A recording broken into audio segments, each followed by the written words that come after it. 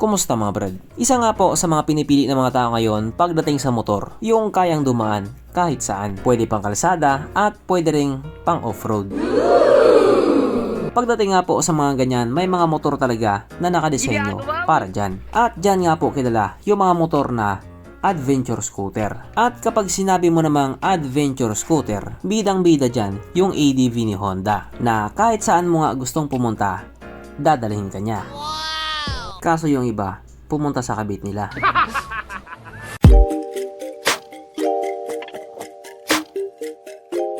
Pero syempre bago tayo magpatuloy, kung bago ka pa lamang napadpad dito sa aking walang kwentang channel, huwag ka na mag-subscribe.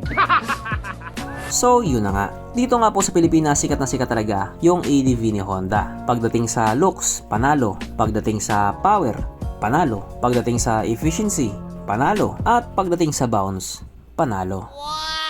Kaya hindi talaga nakapagtataka na number 1 choice siya ng mga tao.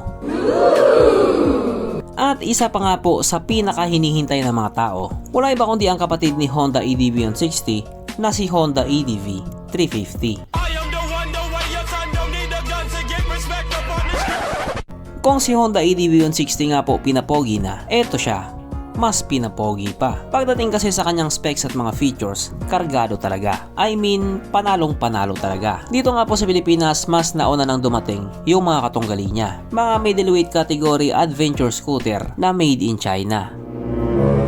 Well, hindi naman po natin sinasabi na porket made in China, pangit na. Depende po talaga yon. Kung trip mo yon, di bumili ka nun. Matanda ka naman na. Alam mo na yung tama at mali. Pero kung loyal ka sa brand na Honda, dito ka talaga. Dapat hintayin mo talaga siya. Kahit pumuti yung mata. Kaya dahil dyan, pag-usapan na naman natin kung ano ba meron sa motor na ito at kung gaano nga ba talaga siya kaganda. So ito nga po ang Honda ADV 350 na mayroong 330 cubic centimeter engine displacement. 4-stroke single cylinder. Single overhead cam with 4 valves. Naka-program fuel injected at syempre ito po ay naka-liquid cooled. Kaya hindi po siya panis sa Honda Click 125. Ang kanyang compression ratio 10.5:1. Pagdating naman po sa kanyang power, ito pa mayroong 29 horsepower, 7,500 RPM, 31.5 Nm of torque at 5,250 RPM. Na ayon nga po sa mga taong nakagamit sa motor na ito daw po ay kaya tumakbo sa bilis ng 152 km/h. Pero kapag nilabas sa Pilipinas yan, panigurado aabot ng 200 kph yan. Aba syempre, ibang usapan na kapag Pinoy na nakasampa.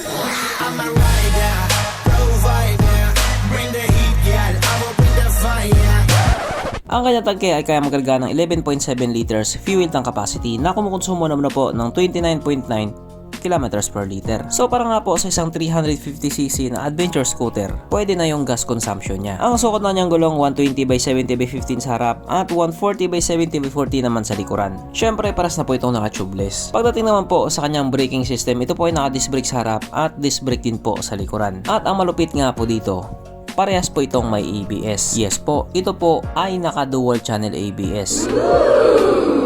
Ang kanyang seat height ay may taas sa 795mm at 145mm naman ang kanyang ground clearance. At ang motor nga po na ito ay may kabuuang bigat na 186 kg. So medyo may kabigatan din po talaga ang adventure scooter na ito. Okay. Mapunta naman po tayo sa iba pa niya mga features. So ang mga ilaw nga po sa motor na ito, naka full LED na po. Ang kanyang gauge panel syempre ito po ay naka full digital. Syempre katulad sa mga bagong scooter ngayon, ito po ay naka smart key system na. Pa-remote ka na lang. At hindi nga po mawala sa motor na ito ang kanyang USB charging port na para kahit saan ka nga po magpunta, hindi ka na mangangamba na baka malubat pa yung cellphone mo kasi nga manonood ka pa ng Pornhub.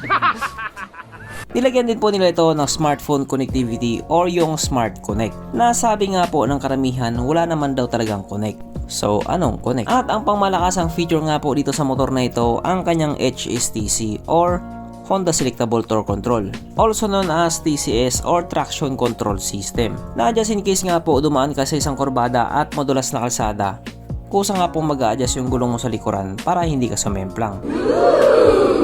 Pero dito, hindi ka talaga sasemplang sapagkat nandito na nga po tayo sa exciting na part, ang kanyang mga suspension. So sa harapang bahagi nga po, ito ay ginamitan ng upside down fork na Showa brand. At sa likuran naman ito po ay gumagamit ng dual shock absorber na Showa brand din, na ayon nga po sa mga tao nakagamit sa motor na ito, maganda ang bounce.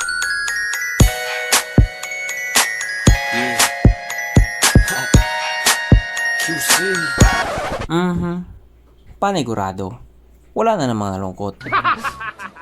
At dahil wala nga po nalungkot, alamin na po natin kung present nga ba sa motor na ito yung tatlong pinaka-importanting features. So, una na nga po dito ang kanya lagayan ng istalyon, at kitang-kita naman mga brad, meron siyang ganon. Meron siyang lagayan ng istalyon. Kaso lang wala po siyang sabitan ng pulutan. At oras na nga po para sa ating Red Horse check, ang pinaka-importanting feature sa isang motor. At ayon nga po sa aking masusing pag-aanalisa, ang motor na ito ay kayang magarga ng isang kahong Red Horse, pero kasya pa isang kahon sa kanyang underseat compartment.